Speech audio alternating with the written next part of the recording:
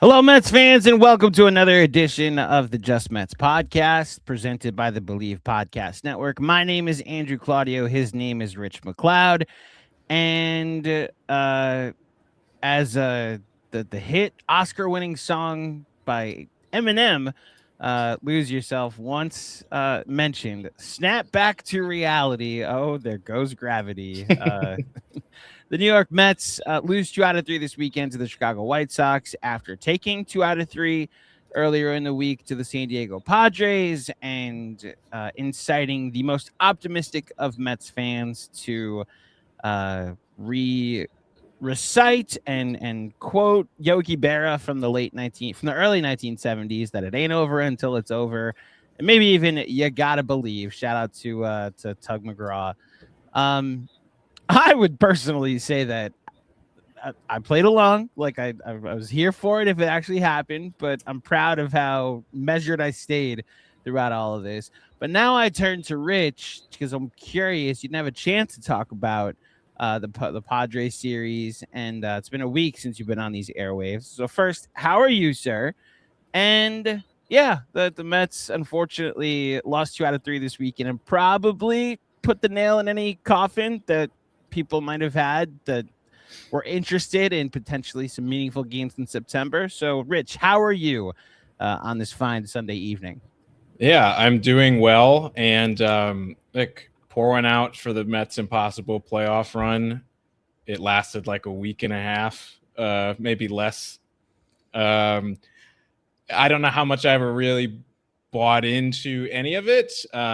It was an interesting thing to talk about. It was a welcome change of pace. It still is. They've played significant. I mean, they were so bad before, so they've played significantly better even after what happened this weekend than they had for a majority of this season. They're pretty much right around 500 since they fired Carlos Mendoza, which to me is acceptable with the way that this season started. But, reality was that this was a team that was 19 games under 500 at one point. They blew up a third of their roster at the trade deadline.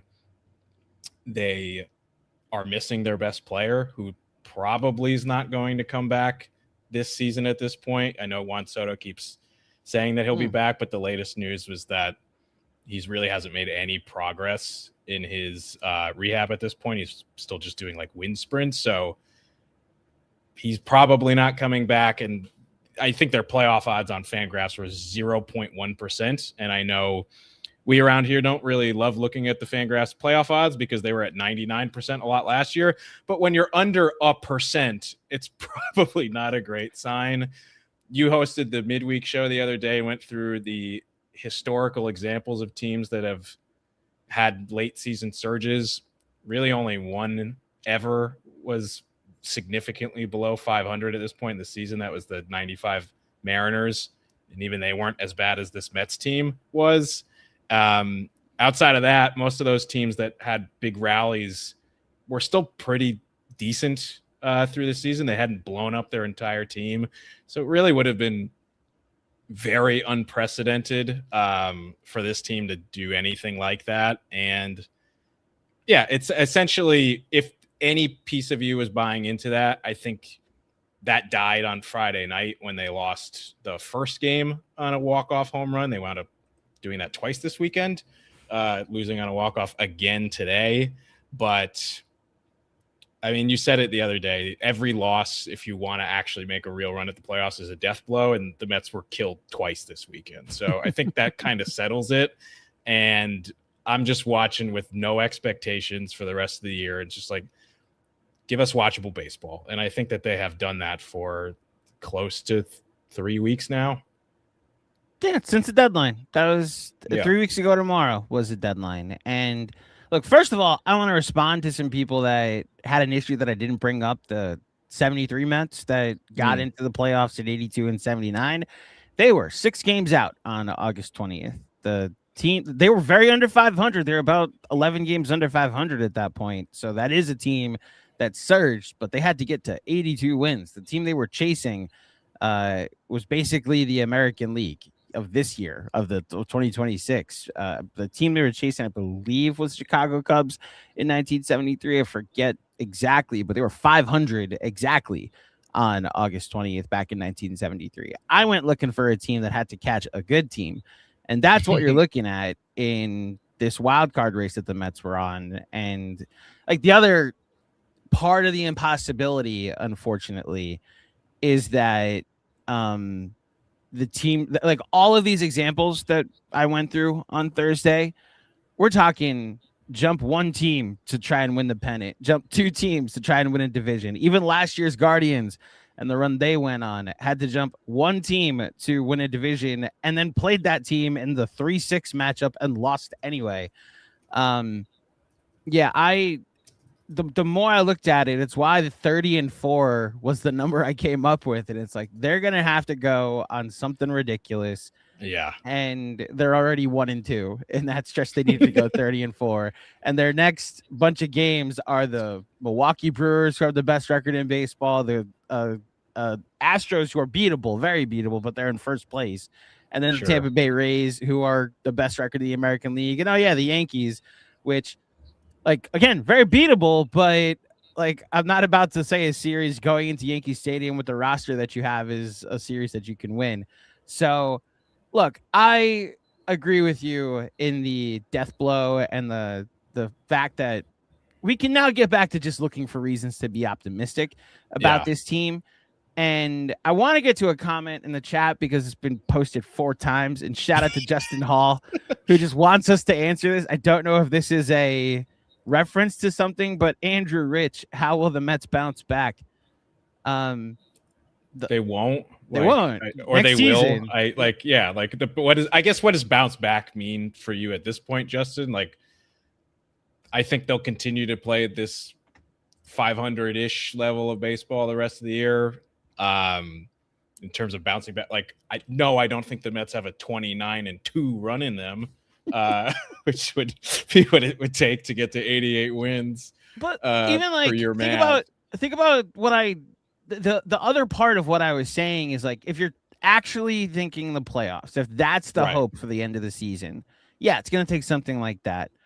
23-11 gets you to 500. And if they fell to 19 games under and then blew up the roster and got back to 500 with a bunch of Jags and the kids and Francisco Lindor and no Juan Soto, that's something you could. I mean, you said this a couple weeks ago. This is all about momentum going into an alleged 2027 season. So that's where I'm at. Like, just get back to 500. Ironically, when we were reacting to a 12-game losing streak, trying to be like, hey, the season's not over. There's plenty of baseball left, but like, take that 12-game losing streak out. We're talking about a team 1 game under 500 right now. That really was a death blow to this season, unfortunately, and we're left with the ramifications of it. So it is kind of crazy. Like, the season really did end in April. Like, you can't often say that, but I mean, I guess there's the old quote, right? You can't win the division in April, but you can lose it. Generally speaking, you have to be really, really bad in April to do it. And 12-game losing streak. I mean, it was one of the longest losing streaks in the history of the franchise. I think the longest since like the early 90s, maybe. Since I was a baby. Forgot all the stats that we went over. I just remembered only one team had ever made the playoffs with a 10-game losing streak, and it was the Dodgers, who had on pace for 115 wins when they had a 10-game losing streak, because they had it in September and settled for a measly 106 wins that season instead. Darn. Those exactly. dem Dodgers. But honestly, like, look, you have to kind of compartmentalize the season at this point, because it is an unmitigated disaster and failure from all accounts based on what happened last year, the payroll, the expectations, like the agita after what happened in the offseason, like all those things. However, like, what happened. They fired the manager. They blew up the roster. They were a fucking mess. 19 games under 500, like, really bad. We were talking for many weeks on this show, like, is this the worst Mets season in our lifetimes when you factor all that in? But if you can go from that with an interim manager and blowing up the team and get back to 500 by the end of the year, that is an accomplishment. And I do think that that is something to hang your hat on going into next year. Again, momentum doesn't always carry over from one season to the next. They are separate things, separate entities. We saw how it carried over from last year into this year. I would love to see the reverse of that happen and just have some more hope, at least going into the winter, going into, again, a season we're not 100% sure how many games that they'll play. I do think that they will play a season. Do? I do. I just don't think that the sport can afford losing an entire year. I mean, the sport almost died 30 years ago from that strike that they had, and I do think that they'll try to learn their lesson from it. I think we'll lose games. I think we might start late, but regardless of what happens there, and we will have plenty of time in the winter to talk about it and nothing else. So I'll save that analysis for then. But yeah, we don't have a ton to grasp onto, and I would like to grasp onto that hope, and I do think there are reasons for that. I talked about it a little bit last Sunday when I did this show by myself, but I think you can see how this team can compete next year, even though, like, yeah, they got a lot of holes to fill, and they're going to have a good offseason, unlike the last couple of years. But there is a foundation that is coming into place here, and I do think that that's the most important thing here, because the foundation's made up of young homegrown talent, which they have not had in a little bit.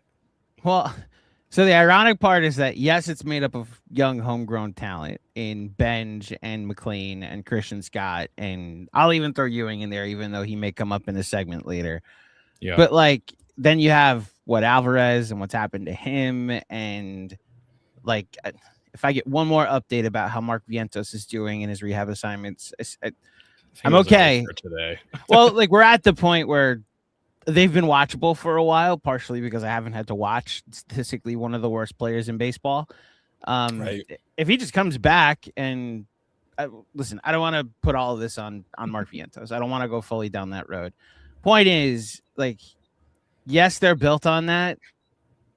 They also are one of the biggest, like, they're owned by Steve Cohen. Like, they're one of the biggest markets in the sport. And you can go a long way if you're paying Carson Bench pennies or Nolan McLean pennies, but you got to hit on your big free agents. And when you replace the now surging Pete Alonso with a guy that's never played the position, that's wrong. Like, you're going to end up ruining the day with that. Like, I gave David Stearns his credit. Like, you made potentially the right call on opening up an outfield spot for Carson Bench, but man, am I tired of watching Marcus Semien.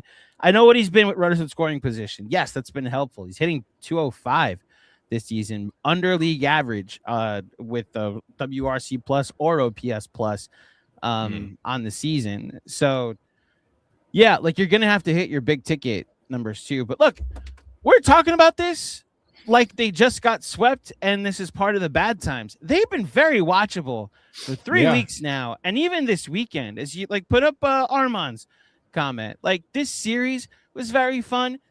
Full disclosure, watching Friday night, like, Armand puts this comment in the chat. This series was somewhat fun besides Friday's choke job. I don't even think that was a choke job. I just think Sean Manaea got ambushed by the White Sox the way the White Sox have ambushed literally everybody this season. They're a team of 210 hitters that hit nukes.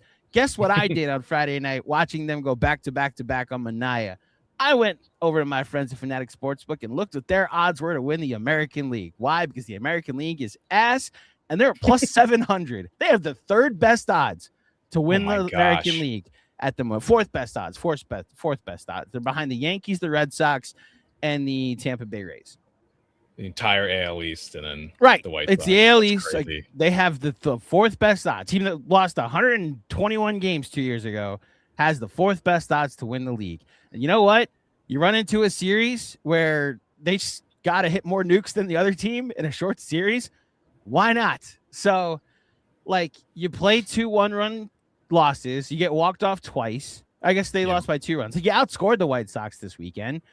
Luis Robert had a fun homecoming on Saturday, hitting 2 home runs. By the way, speaking of Marcus Semien, I completely forgotten that he was a White Sox prospect way back in the day. Do you know? I went and looked this up. Do you know the player on the Athletics that got traded to the White Sox in the Marcus Semien deal? Semien was one of 4 prospects for a reliever who I already blanked on the name, but also a starting pitcher, a very veteran starting pitcher, played 15 years in the majors. Trade happened just add one more piece of context. Trade happened in the offseason of 2014 into 2015. 2014 and 2015. The most annoying thing is I know it, but I don't think I know it right now. Oh my gosh. Don't look at the chat. Anybody in the chat know it? This is who was Marcus Semien traded for when the White Sox and 2014 was the year that the A's went to the wild card game and they blew that huge lead to the Royals, who eventually got to the World Series. I remember John Lester started that game. Obviously, this was not John Lester. Yeah, my God, my favorite piece of trivia about that wild card game is it's Adam Dunn's only career playoff game. Adam Dunn was on that team? He got traded to the the Athletics just to be on that team for a game. Wow. It was his only career playoff game. Then he retired afterwards. And also, do the Mets win the World Series in 2015 if the Royals don't come back in that game because they don't go as hard as contenders the next year? Who knows? You never know. Butterfly effect. Fair what if. Yeah. I mean, they do go out and get Cueto. They do go out and get Volquez, Yeah. I can't remember. You're gonna have to say it. I'll give you one word as a hint, and you'll probably get it. Shark. Shark. That was his nickname. It's Jeff Samardzija. You remember that guy? Oh my God! I was never gonna get that in a million years. Jeff Samardzija got traded to the White Sox by the Athletics. He was a Cub. Got traded to the Athletics for that run, and then when the Athletics decided to start blowing it up because they traded Josh Donaldson that offseason to the oh wow, Armand, you're good at this. That offseason, they started blowing it up, the Athletics, and they traded Josh Donaldson to the Blue Jays. Donaldson eventually won the American League MVP that year on the first place Blue Jays. The other prospect, let's see if Armand can get this. Can you name the former Met, the eventual Met, that was another prospect that went from the White Sox with Semien to the Athletics? I think Armand just got it. Let me see in the chat. Was that? He went and Googled it. Yeah, it's Chris Bassett. Chris Bassett was on that team in that trade as well. All this to say, I enjoyed watching the Mets this weekend. Watched all 27 innings. Sunday was annoying, but it was just a well-pitched, low-scoring game. Some guys going through funks, but the Mets don't really like. I've learned to just appreciate when Semien gets hits, and yes, he's been getting some hits with runners in scoring position. They also put out a lineup with Eric Wagaman and Christopher Morel in there, so I didn't have high expectations until we put good baseball players in. Shout out to Francisco Álvarez. So yeah, I'm at the point in this season where watchable is an acceptable standard, and watchable and good has been very fun. They're 12-7 since the All-Star since the trade deadline. About to play some really good teams. Really wonder how much longer they'll be over 500. Be watchable, and that is my calling card for this team the rest of the season. Just be watchable. Be watchable. Young guys continue to develop, which in terms of at least Benj, McLean, Scott, all doing very well. Ewing's hit a big rough patch, and we'll get on him a little bit later. I'm not as concerned with him long term. It's just he's going through big old funk right now. But have those guys continue to develop at the big league level, and then just cherry on top for me would be, can you spoil some teams' seasons like the way they did with they kind of ended any hope that the Nationals had, I thought, about a week or so ago by sweeping them, and I think they're only a game and a half behind the Nationals now. So it's hey, can you get out of the cellar in the NL East? Is that a small win that you can get down the stretch? Can you screw with the Phillies or the Braves or well, not the Braves anymore. They're done with them, but the Phillies or the Marlins or other contending teams, because they're playing most of the contending teams right now. Can you beat up on Freddie Peralta just for the jokes when they play the Rays soon, assuming that matchup happens? He's been awful, by the way, with the Rays. He's got an ERA over 7 since that trade. So I guess it wasn't the Mets' fault that Freddie Peralta sucked. What a surprise. Those are the things I'm looking out for. So yeah, just like they were never going to make the playoffs. We talked about it because that's where the conversation was. And there's only so many things we could say every week, honestly, but like, just play better baseball. It's been so long since we even got to watch Mets baseball that was mildly entertaining. So maybe the bar is just in the basement right now, but I'm just like, I'm cool with it. Honestly, I don't mind this. And they're even in their losses, it's not like they're getting their shit kicked in, right? Like their last 3 losses were they got robbed of a grand slam in a game that they lost by less than 4 runs, and they lost on 2 walk-off home runs. Like, I can live with that, you know. There's signs of life here, and that's all that I need at this point. Exactly. There are a lot of signs for optimism. It's why I think we should just get into the curtain call now for this week. Presented, but it's not presented by anybody yet. Someone please sponsor the curtain call. But our presented by us, by the Just Mets podcast. Our curtain call is where we each give out a tell a single player from this past week who was so good that we told them to go to the top step and tip their cap to the audience. Rich, you won the week with a 3-3 week. I was 1 win away from winning the week, and like you said, amazing. They were this type of margin away from potentially me winning the week. So yeah, go ahead. Well, I mean, we were this close to them because your initial pick as a joke was 6-0. Yeah, they were this close to that. Playoffs, here we come. Yeah, and they were this close to that, and this like it is so funny how often this year this weekly bet goes down to the last game of the week, and I feel like several times it's come down to like extra innings or walk-offs. Like the margin has been much thinner than I think our standings would suggest. But nothing yeah, for my curtain call, nothing will top the Tyrone Taylor home run. When I was just like, I was ready, I had the rundown ready, and then Tyrone Taylor hits a 3-run homer against the Yankees, and then they win in extras, and it's like, oh, we're 3-3. Okay, here we go. I won the week. Completely different, completely flipped on its head. For my curtain call, I'm gonna go with Nolan McLean. He made 2 starts this week, 12 innings. He only gave up a single run. A lot of that was from some help in the outfield in his first start because there was 3 outfield assists in that game that took runs off the board. That was probably one of the more fun Met games we've watched all year. That's good for a 0.75 ERA. He hasn't gotten much run support recently after getting a lot of run support early in the year, but his ERA now is close to 3 at this point. I think it's like 3.25 maybe after Sunday's game. He and Benj have firmly put themselves as realistic candidates in the NL Rookie of the Year competition. I still think Weatherholt will probably win it just because of the WAR from his defense, and he's just been like the guy all year long. But McLean has firmly put himself in that running. I will say the one thing with him as a watch out is strikeouts are down and the walks are up.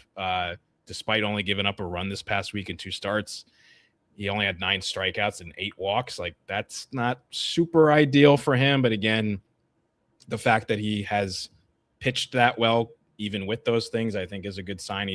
Him and Christian Scott, these guys are learning in real time at the big league level. McLean, continues to look just like he's going to maybe not be an ace, maybe he will be, but be a frontline type starter for this team going forward.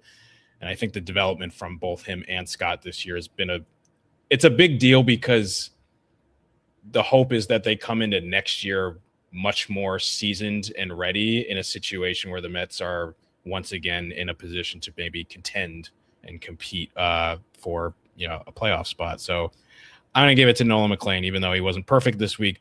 2 very good starts. I mean, I understand what you're talking about. Like the walks are up, the strikeouts are down.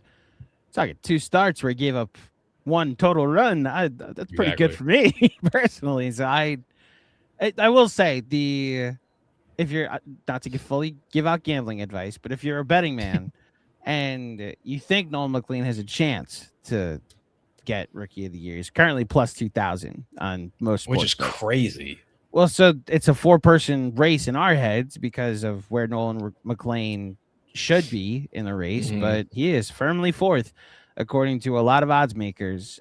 Carson Bench 3rd at plus 950 in a lot of places. Second. It's Sal Stewart and JJ Weatherholt, and it's kind of a coin toss because Weatherholt is minus 145 and Sal Stewart is plus 115, which is as close to like a 50-50 pick 'em as you could possibly, other than them having the exact same odds. So like Sal Stewart's gonna finish with like 30 and 100, which is just a lot of counting stats. I understand what his defense is for sure, but like getting that from a rookie is pretty insane. And then you have the defensive arguments for the other two with Benj and with JJ Weatherholt. I'm not picking Benj for curtain call. I think we're trending toward Carson Benj if he just keeps hitting like this. Like I had 2 hits today, had the home run last night, and had that on base streak that if he finishes with like an OPS over 800, don't look now, it's up over 770 for the season. We're looking at a 5-month sample of him being the best rookie in baseball, adding in the best rookie in the National League, adding in that Weatherholt has just been awful at the plate since the break for a while. He's only playing half the game at the moment, or contributing to half the game at the moment. So, and another shout out for Benj before you get to your actual curtain call. He now leads the Mets in WAR this season with 3.1, and that's not even including what he did on Sunday. McLean, I think, will compete for that spot as well, but he is past Juan Soto, who obviously his WAR stopped moving because he's been on the IL twice, but still it's very, very impressive for this kid. And Mike Petriello from MLB put out a good tweet the other day where he was like, Weatherholt's the best defender. Sal Stewart might be the best just like slugger / hitter, but he thinks that Carson Benj might just be the best overall player of the big 3 offensive rookies this season. So, good stuff from Benj. Yeah. So the Mets, one could argue, because I will not argue that they actually replaced Pete Alonso. But one could argue that they attempted to replace Pete Alonso at the plate with Bo Bichette. And for 4 months, the free agent signing, Bo Bichette was awful. I know people are being cute with the range in which they're saying his hot streak started. Bo Bichette had a 660 OPS on August 2nd, the day before the trade deadline. It's not what you pay $41 million a year for. However, the Bo Bichette that they got at the trade deadline, Rich MacLeod, oh my goodness, this will play Bo Bichette. Since the trade deadline, and I'm excluding today's offer that he had, but we're talking 17 games where he's hit 358 with a 419 on base, a 1061 OPS. Finally got his OPS over 7 for this season. He is now a league average hitter after all this time. Bo Bichette. He finally deserves some flowers. He deserves some love. Just been a part of this hot streak, and part of why the other part that I know you saw because you clipped it, like the Andy Green love for like, look, he's turning the Mets around. It's like, or the 3-hitters finally hitting like a 3-hitter. Right. Like Francisco Lindor is hitting like Francisco Lindor. Right. Like you hit the vets play like the back of your baseball card button, and that'll be that'll obviously work. Bo Bichette's been awesome, and it's hopefully a sign of things to come. Ronnie, I thought, made a good point on the broadcast over the weekend. That Bo Bichette's going well when his power to the pull side is starting to show up, and you're starting to see some home runs to left field. You're starting to see some just hits in general, especially in that Padres series to left field.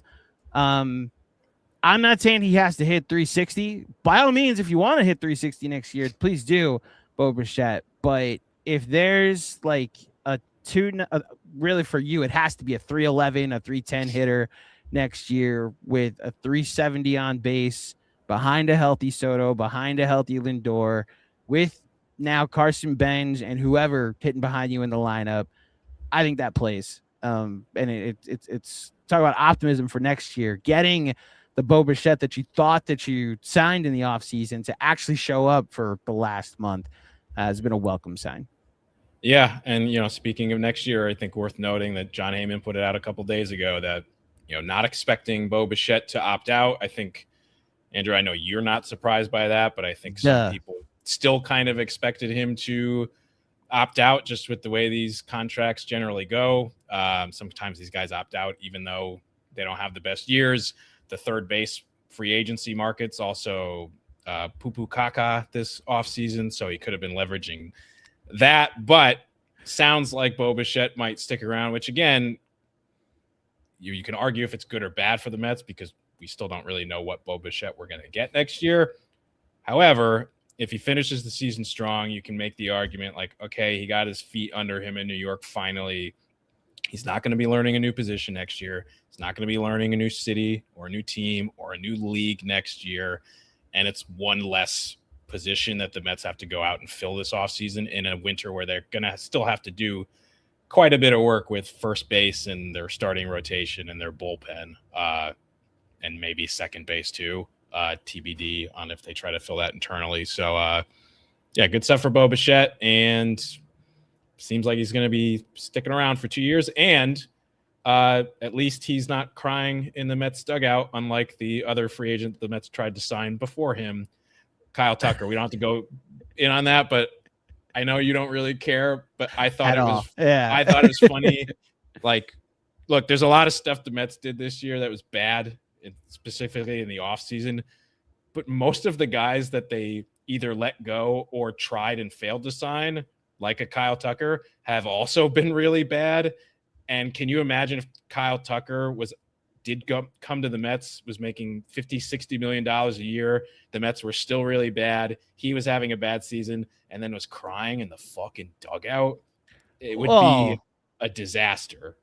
This just screams like you would not have survived New York. Like, you just would not have survived, like, especially like you said, a bad Mets team with the contract that you've got. The problem with me laughing at Kyle Tucker or any type of, like, the Mets tried to sign him. Like, this wasn't a like, see, like you could have had you, but David Stearns made the right call. I'm more like, do you see what you almost signed? What you almost gave the highest AAV ever to, and it's even more annoying because the Dodgers are like, all right, someone else go play right field. We'll just move you down in the lineup. He's like, we're fine. Like the fifth or sixth biggest name on that team, if that. Like, you could say he's like the seventh or eighth biggest name on the team, and it's still going that bad. It's just kind of like, it's has nothing to do with the choice that the Mets made. It's just like, well, at least that didn't happen.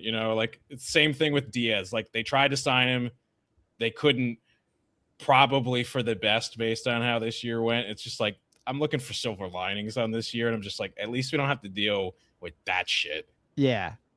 Listen, I'm glad that isn't part of the calculation.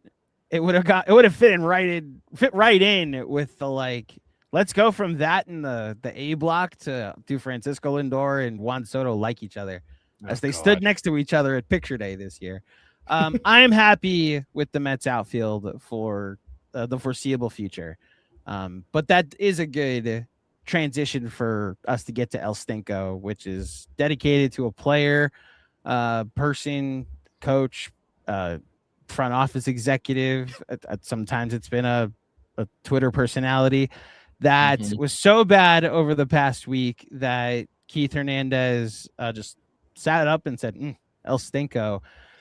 So AJ Ewing, our child, our 22-year-old that is here way too early and playing so much baseball. His OPS has dropped under 7. I know he was your El Stinko last week. He was even worse this week.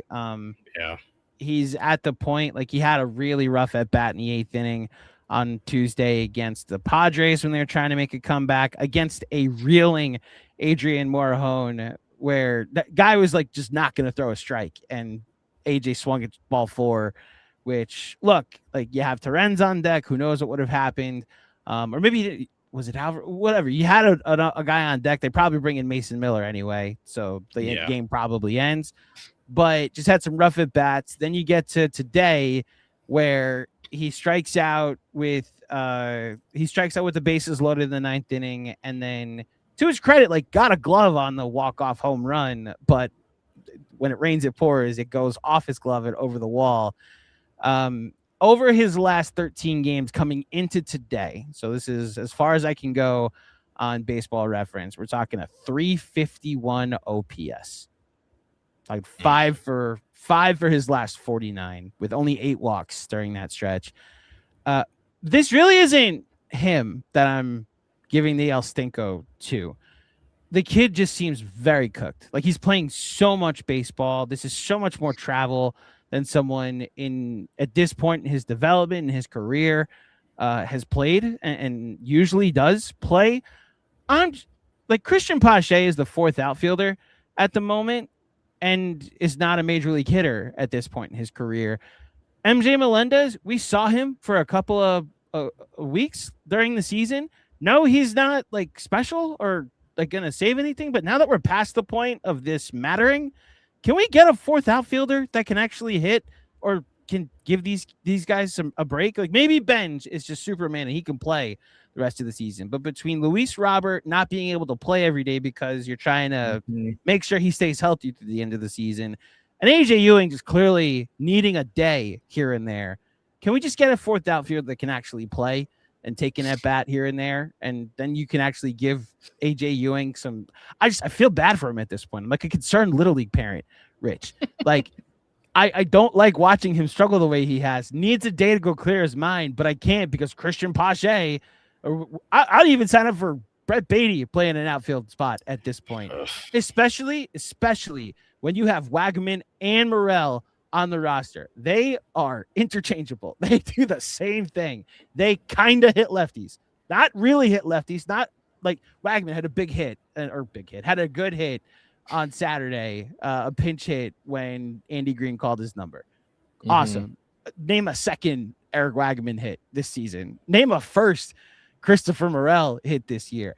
Can we get MJ Melendez up here just to be a body, so that way you can have options in your outfield and stop wearing out these rookies? So there, end of my TED Talk. That's fair. For my El Stinko, I'm trying to figure out how hard I want to go here. I got to give it to Francisco Álvarez, the last of the baby Mets who the jury is not fully out on. He's been real bad lately. He went 1 for 20 this week. That's a 0.50 batting average for those counting at home. No extra base hits. He struck out 10 times in 20 at-bats. Very bad. Walked twice. Didn't even start today's game and somehow went 0 for 2 with 2 strikeouts.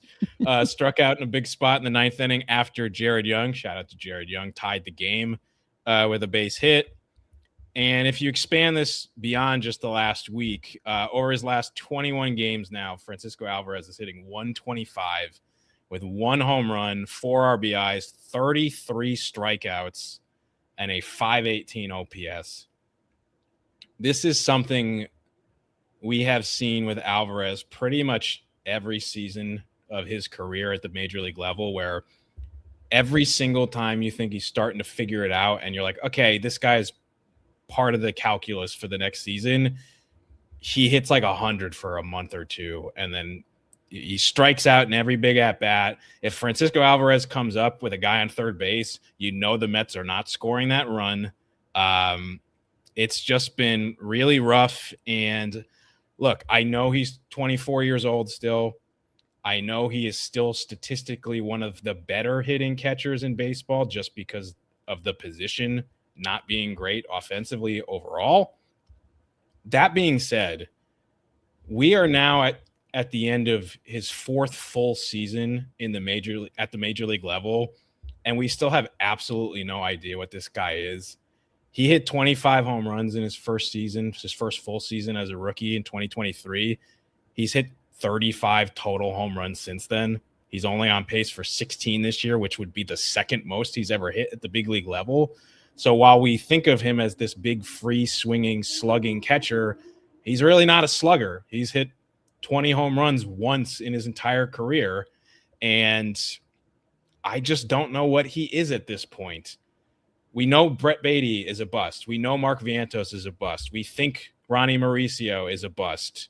Acuna and Gilbert and all these other guys are gone. Clifford doesn't look like he's going to make it at the big league level. But Álvarez is the one guy we were all kind of still hanging on to. And I don't know that he actually is a part of this team going forward. Whether they hold on to him or not in the offseason, that remains to be seen.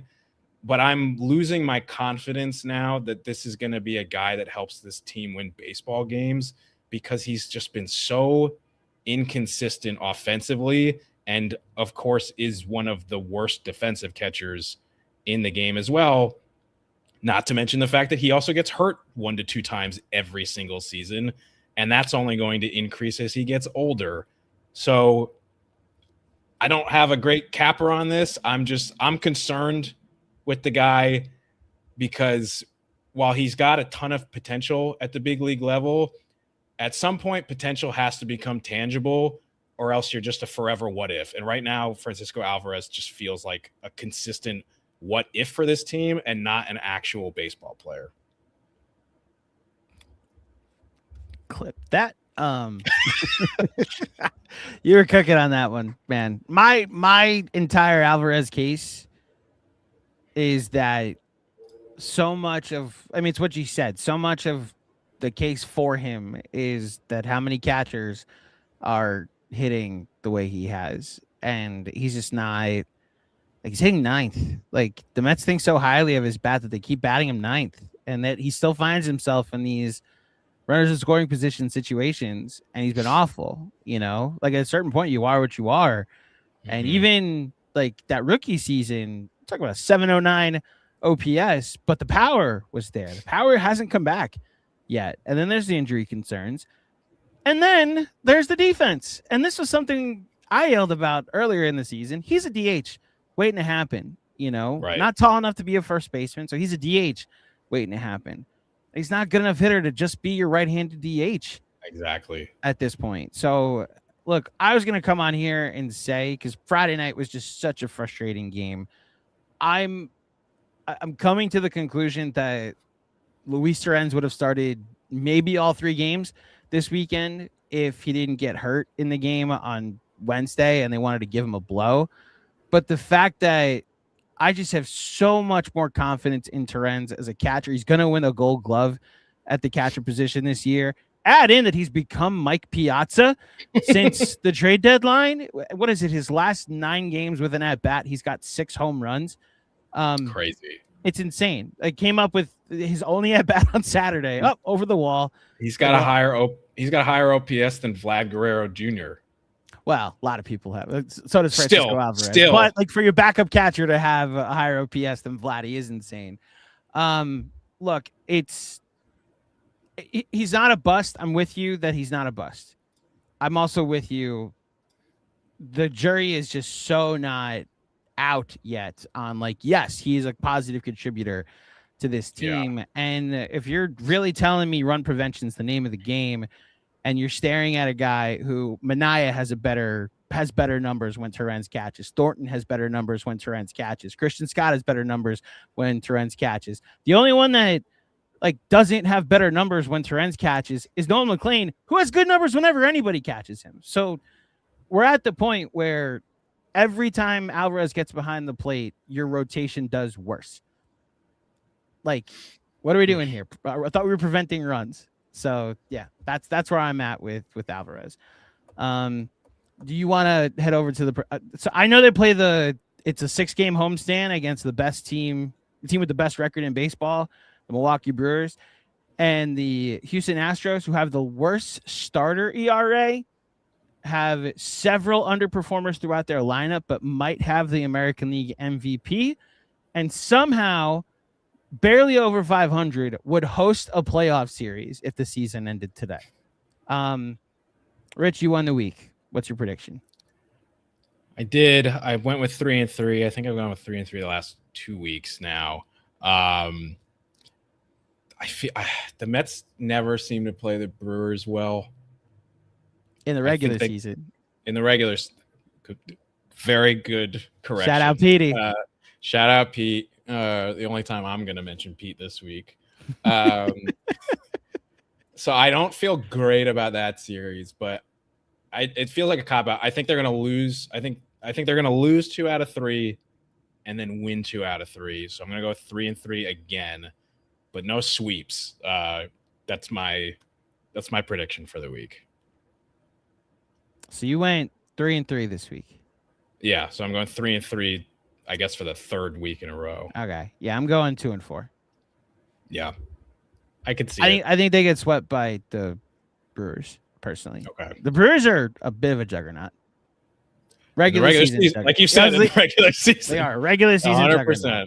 And they still should have traded for Tarek Skubal. It doesn't seem like he's having fun in LA either. So I've actually come to the other side of that. Okay. That's not in the sense, because I'm always going to be the one that, and I saw Ernest Dove tweeting about this today, that like, because the PCA thing is just always going to be so loud with the Mets. Like if you go look at all the trades, because I had a meeting early last week with somebody who just happens to be a Cubs fan, and they were like, yeah, thanks for Tyrone Taylor and Clay Holmes. I hope you like, Jefferson Rojas is the guy that we got back. Yep. And I was like, brother, how's PCA? And he was just like, it's crazy because we had a laugh about it. And he was like, they traded that entire 2016 core at the deadline. Got one player worth a damn. They got Palencia in that too, who's like a fine platoon player. But they also got like the modern day Griffey, the left-handed Mike Trout, and nobody had that projection. So like there is that fear in potentially trading for 2 months of Skubal, knowing he's not going to re-sign with you, right? The fact that the Tigers, who have the 3rd best run differential in the American League, and even they were like, listen, his whole representation has made it clear he's going to the Dodgers.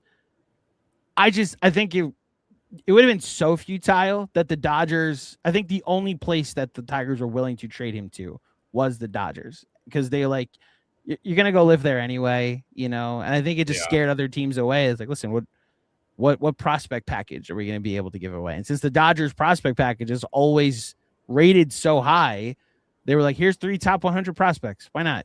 We already have 8 in a lot of the rankings. So yeah, I guess fair.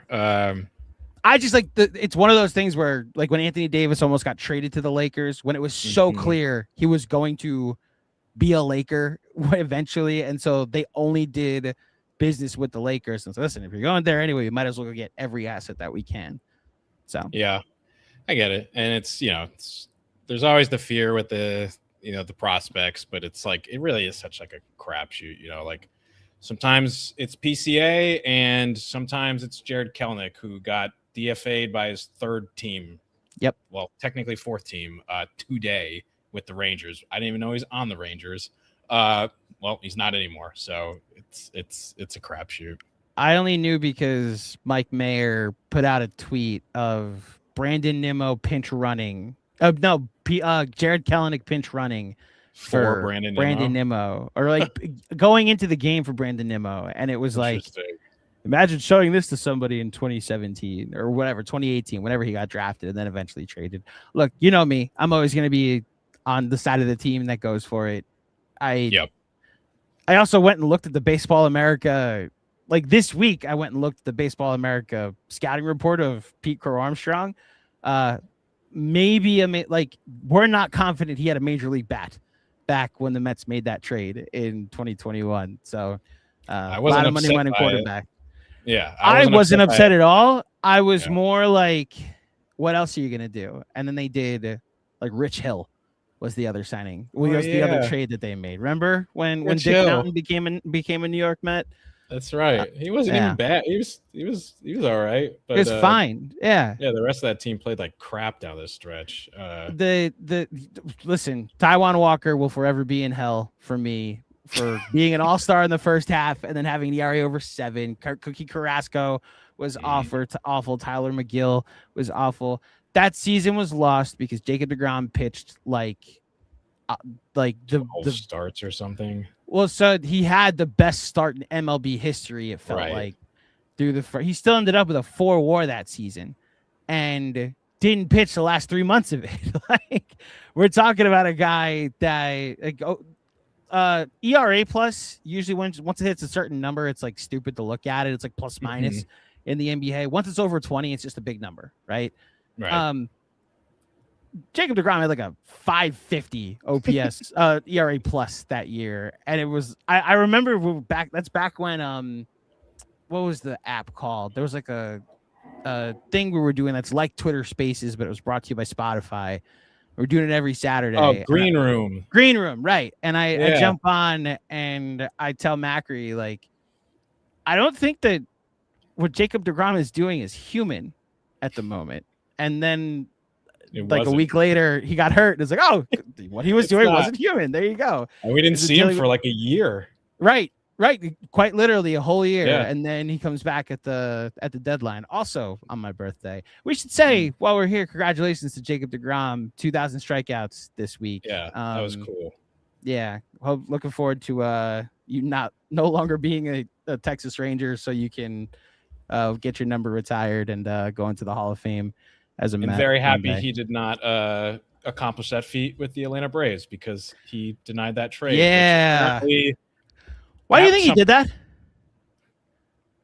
I don't know. Once a Met, always a Met. I mean, it seemed like he said he just didn't want to move. That's my thought. It seems like he's just happy living in Texas, which seemed like a big reason why he left in the first place. Other than money too, but he wanted to go to Florida? Texas, and I don't know if he still lives in Florida or not during the off season. But regardless of the reason, I'm gonna continue to pretend that it's just like no, fuck you guys. I was a Met, and I hate you guys, and I'm so glad we didn't have to watch him get that 2,000 strikeout in a Braves uniform, and we don't have to watch him pitch for the Braves in the playoffs. Like, good on Jacob deGrom. Shout out to him, and it would have made it much more complicated to honor him later in his life. We would have done it anyways, but it always sucks when like your guys wind up on the enemy, like when Darrelle Revis goes to the Patriots and wins the Super Bowl. Like, it sucks, and you don't want to. You try to forget that happened, but like it is a part of the story. Brother, there are 2 Mets examples that got the number retired 2 years ago. Literally, Doc Gooden and Darryl Strawberry won a World Series for the Yankees, and I speak for every old school Mets fan. That's like that. Sucked to see. Thankfully, they got brought back to be here. We got some questions in the chat. We'll go through them real quick before we get out of here. This is from CT Jets fan. Will Cohen make Stearns spend money on top free agents this offseason? So this is our first pod since Steve Cohen said some things. I know you don't want to talk about Pete Alonso, so I won't talk about Pete Alonso, but he did mention like we were too risk averse in some of our calculations. The opposite. Oh, we weren't too many risks. Yeah, that's what I'm saying. He took too many risks in guys that were, like guys playing out of position, injuries, going full money ball, guys that were depended too much on the formulas than the actual like dependability of being able to play every day. And that unfortunately I think has played out. No one could have predicted that Francisco Lindor, who was a beacon of health, would break down. Maybe you could have made the case that he's 33, but as you just said, Juan Soto like never misses games, and he's missed the majority of this season. But other than that, like Polanco, you've gotten literally nothing out of him when he has played, and he's barely played this year. Luis Robert has been a fine 7 hitter this year when he's played. I don't think it's fair to expect him to play 100 games ever again in a season for the rest of his career. Like, to expect it, maybe you get it, but you have to like have another option out there. I don't think like this is a question like CT Jets fan. I don't know how you feel, Rich. they've spent money. Like the last 2 off seasons, they were in on Kyle Tucker, signed Bo Bichette. They were in on Juan Soto, signed him. It's literally just the first base position that I think has been like anybody can play first base, which is a completely misconstrued point from the book because the movie made it so cinematic. Yeah, I think this is more of a Tarek Skubal question. It's the long-term contract signings, not big money for 1 to 2 years for these guys. It did come out earlier in the week. I think this was also from John Heyman that it seems like the vibe across the league is there's really only going to be 2 legitimate teams in on Tarek Skubal. It's going to be the Dodgers and it's going to be the Mets. So will they sign him? TBD. Again, it doesn't seem like Skubal's having like the greatest time in LA right now. His vibe has been kind of weird. I've seen some people making commentary about that, but again, money talks, winning talks. If they have a great postseason run, that'll probably be really fun for Tarek Skubal. So that could absolutely change things. I think one point that is interesting, and I think the guys on the Mets Up podcast made this the other day, which was look at all the mid-season trades that the Dodgers have made for rentals. They actually often don't re-sign those guys. Manny Machado, forgot, was on the Dodgers, but Trey Turner, Max Scherzer, I feel like there was a couple guys last year that they acquired as well. Like they often will trade for these guys, give up the prospect packages, and they're like, yeah, it's fine. Like if they don't come back because we're the Dodgers and we can do whatever we want. So I think the Mets will have a shot at that. It would be very out of character for David Stearns. So I think just with pitchers and long-term contracts, really never has done it other than that one Freddie Peralta extension that he got when he was really young in Milwaukee. So I think that will be the big test for Stearns and Cohen, and I'm very curious to see how that goes. It seems like Skubal will be a guy that does try to sign before the lockout happens, which means it's going to happen early in the offseason. Like I think the winter meetings is when it gets locked out. So it would happen in that first 4 to 5 weeks of the winter before things, grind to a halt.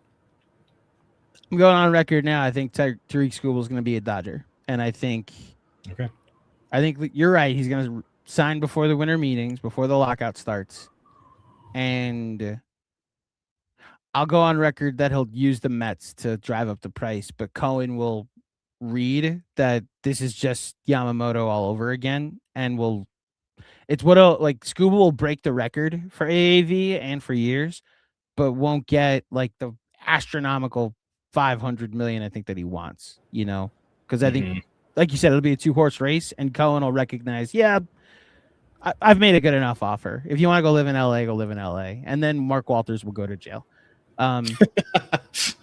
Scott MacLeod, shout out to, this is Uncle Scott, right? This is.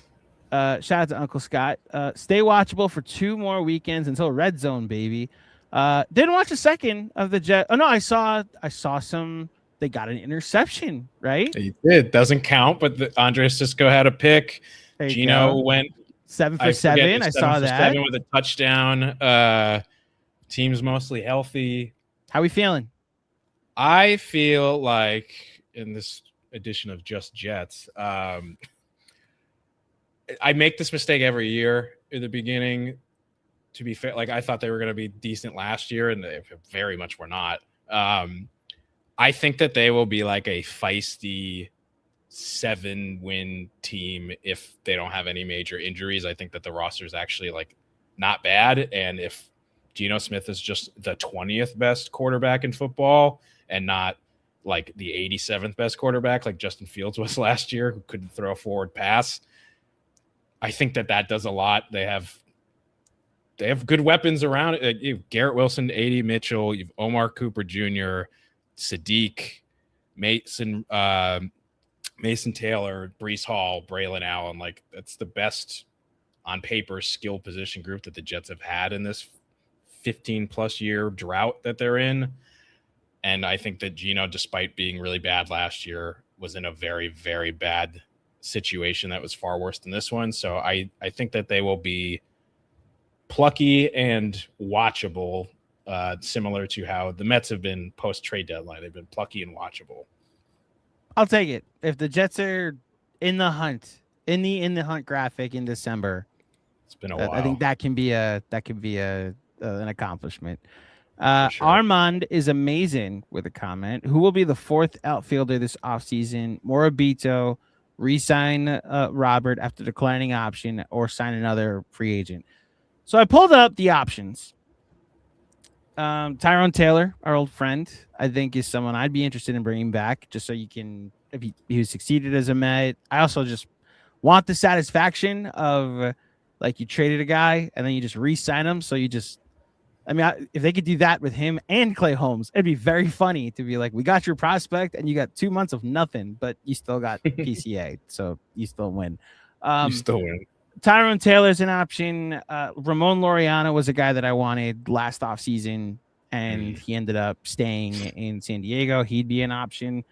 I mean, the other ones we're talking about, Austin Hayes, Randall Grichuk, who we just saw in Chicago over the weekend. A fine right-handed platoon bat, probably more dependable than Eric Wagaman and Christopher Morel. I don't know if you think that, Rich, that Randall Grichuk would be better than Justin Wagaman. Not Wagaman, Eric Wagaman and Eric Wagaman. Chris Morel.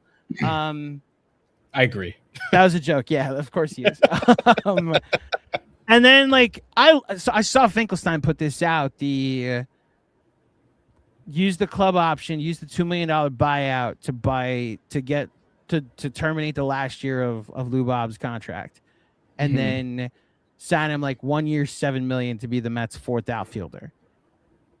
Not only do I like that, I also think if you sell him on a lot of DH at bats, knowing that just walking, he's gonna miss like 80 games anyway, like that's fine. Like for $7 million for a part-time player to play part-time, I think is a fine use of your assets. So that would be something I'd do.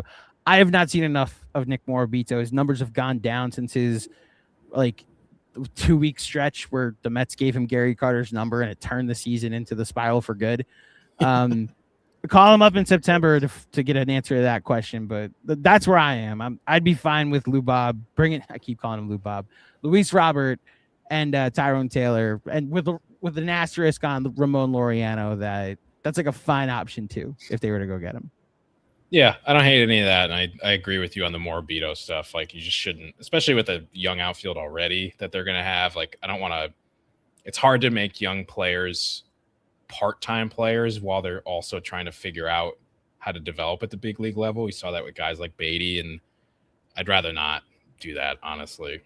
Yeah. By the way, Ramon Laureano had a 3.7 WAR and hit 24 home runs in 2025. Just took a look at his stats for the first time this season in 53 games. 203 average, a 660 OPS, and a negative .08 WAR. Could probably get him cheap. That's a minor league invite. That is basically MJ Melendez is what you're looking at. With I was just going to say, he's basically this year has been outfield Mark Vientos, which is honestly not what you want. He turned back into the Ramon Laureano that we remember from before his Braves. He got his Braves bump in 2024 that lasted about a year and a half, and I guess that's over now. There you go. Last but not least, Ricardo. Shout out to Ricardo. I want Álvarez gone this offseason. He is Gary Sanchez 2.0. Ricardo, I may be with you on the wanting Álvarez gone, especially if they could find a suitable. So we didn't really talk about the Torrens part of all this. I don't buy the power is real. I'm just enjoying it as of right now. I do think he can be the everyday catcher. So I'm at the point where if you're hitting him ninth, and you're getting the best defensive catcher in baseball, and your entire rotation is better when he catches, he could start 4 days a week. If that's the calculation, so let me ask, do you make that calculation? Like, could you, are you, if I told you right now, Luis Torrens is the opening day catcher next year, you feel what about that? Nervous. I like Luis Torrens a lot. I think he is the best backup catcher in baseball. However, even if you're hitting him ninth, even if it's like this is a defense first player, his OPS is 592 when this month started. he is largely put up all his his numbers are on the back of the last like 2.5 weeks.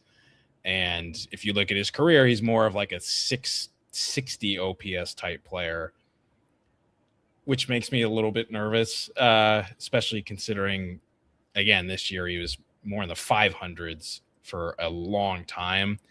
And it seems like his offense normally takes a bigger hit when he plays more. Remember, he was playing a lot more earlier this year when Álvarez had his yearly stint on the injured list and wasn't doing very well. Now he's in more of like a part-time 50-50 kind of role at this point, and he's flourishing a little bit. He's gotten hot.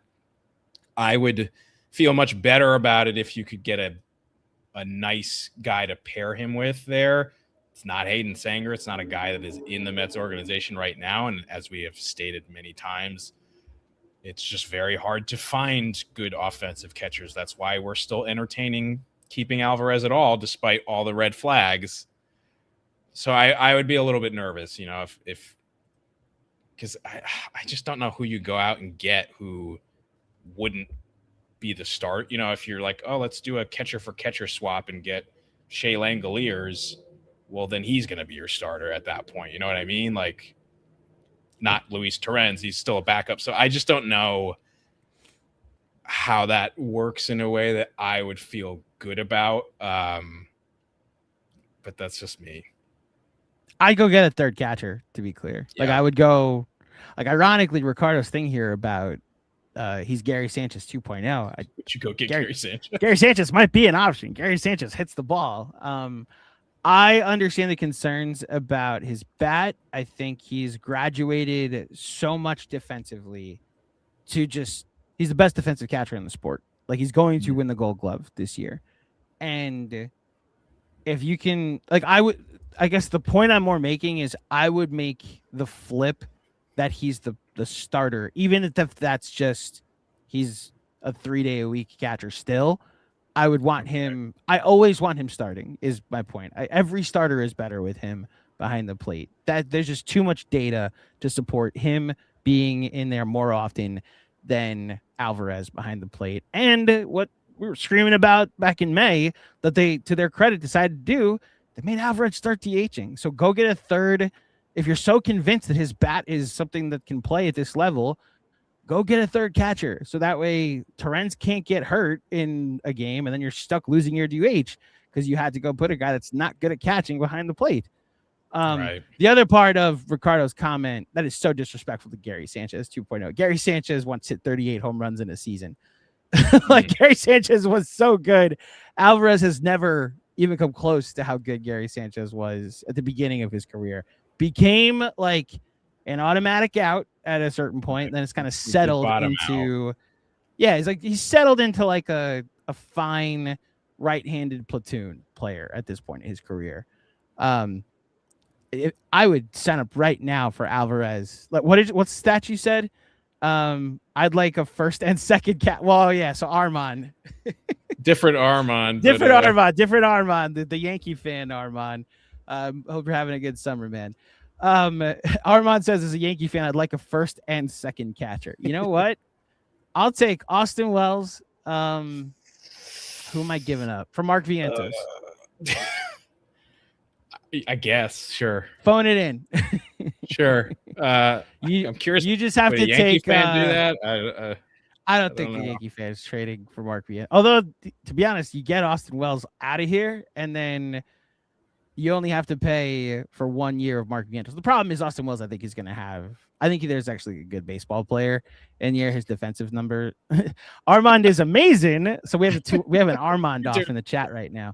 Austin Wells for Marcus Semien. You know what? If they do it, I'll pay down his contract. And I say I mean Steve Cohen. I'll walk him to the 4 train myself. There you go. I think that does it for this edition of this chat is amazing. The Armand off is insane at the moment. Rich, any final words before we head into a week where they play the Brewers? Yeah, just keep on keeping on. Don't embarrass yourselves. Give us just keep giving us reasons why. It's been enjoyable to just actually like want to flip on the Met game lately, even though no Gary or Howie this weekend was pretty rough. Like all I saw due you respect to tweeting Steve, through it. Yeah, all due respect to Steve Gelb's, like it was only over the weekend. Not a play-by-play guy. Is all I'll say. He's good at his actual job. But yeah, give us reasons to keep watching. There's no basketball to watch. There's no football yet. No real football, at least, and preseason sucks. Bridge the gap. There's good TV at the moment. I'll say that. Very good TV, good movies. I just watched The Drama the other day. That was a conversation starter. That was an experience. Did you know? Real quick, did you know the twist going into the movie? No. So you okay? I got spoiled on the twist. So I got spoiled that there is a twist. Okay. But it's like early in the movie, and then it happens. The conversation happens, and it's like, oh, this is that movie. Okay, got it. I turned to the person who was showing it to me. They had seen it already, and I was like, this is what this movie's about. I had no idea. Yep. Very good. Hate the Maid of Honor character. I'll leave it there. Shout out to Alana Haim, who played that role perfectly. Yes. Maybe the worst villain in any movie this year, in a year where Dr. Doom is going to make his MCU debut. it's like a toss up between that character and Bear from Obsession. Yeah. I feel the same way. But anyways, but the Mets keep giving us reasons to watch, and so I can put my movies and TV stuff back on hold because I just want to bridge the gap till the next sports season start. I don't think I'm asking for that much. There you go. I also co-signed Mets Armand. Lanterns episode 2 is tonight. I've seen the pilot for Lanterns 4 times.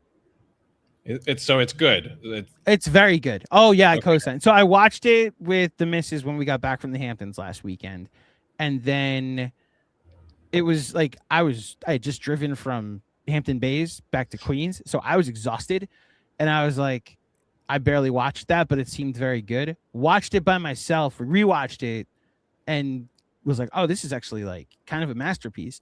And then later in the week, went over to my in-laws, and it was on while we were playing. We were playing mahjong, and like the game stopped so people could watch the episode.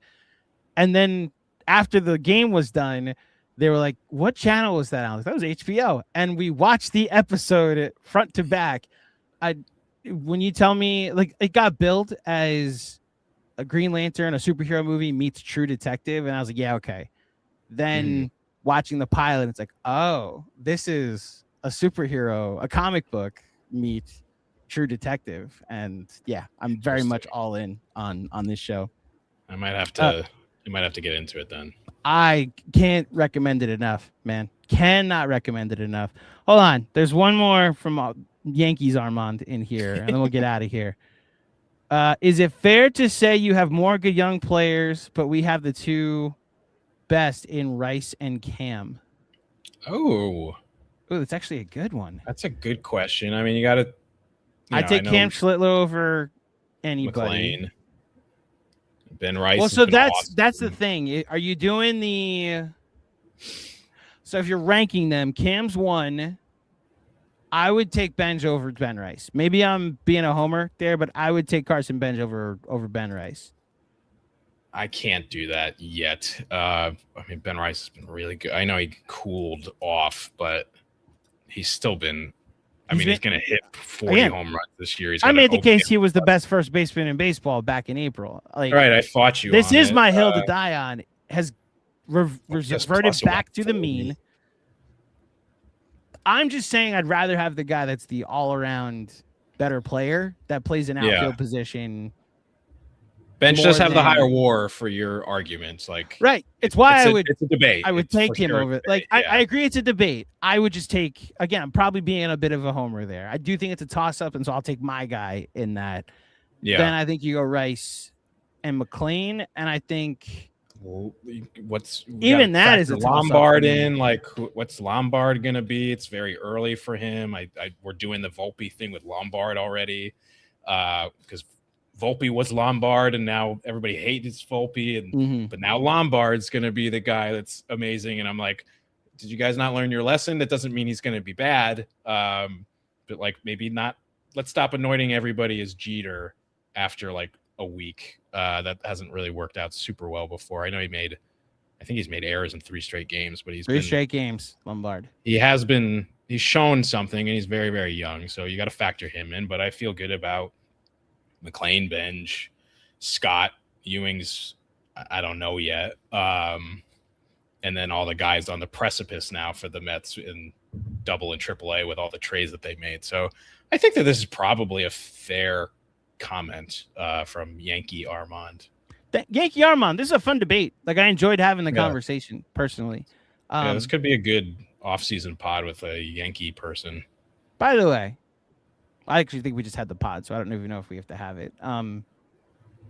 By the way, this exercise of our other Yankee Mets Armand asking the question about who's the 4th outfielder? Like, should we go get Morbido, Lubab, or re-signing a free agent?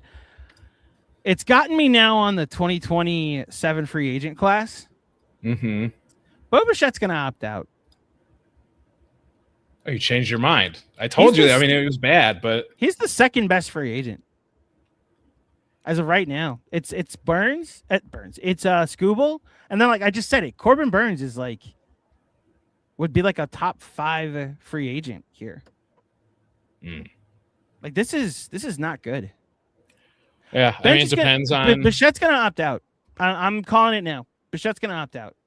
Okay, Andrew's going against Heyman. We'll jot this one down and see. I'm going against Heyman's source, who Heyman knows how to repeat what a source tells him. He's very good at that.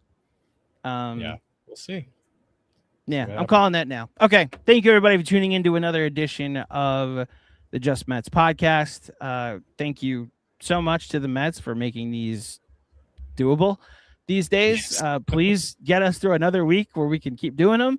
If you dug the show, please like this video. Remember to subscribe if you're listening on the pod feed. Give us a 5-star rating and a review. There's no like special. They're not like the Sunday night game next week, right? I don't think so. No. Okay. 3 p.m. game on Sunday next week. Okay. That is still pretty special, though. They're the 3 p.m. game, not the 1 p.m. game. That tells me they're on NBC next week. Oh, is that? I think that's the NBC game. Yeah, the Red Sox and the the Giants were the 3. Oh, you're right. They are. They're on NBC/Peacock next Sunday at 3 p.m. 3 p.m. home game. Okay. We'll be back after that game, whether it's that night or Monday. We'll be back sometime. Although they play the Rays immediately on Monday, right? They do. All right. In Tampa. Tune in for when we'll be back next. Thank you, Rich. Thank you to everybody who tuned in live. Until next time, thank you for listening. Thank you for watching. Let's go Mets. And in the words of the immortal Howie Rose, put this one in the books.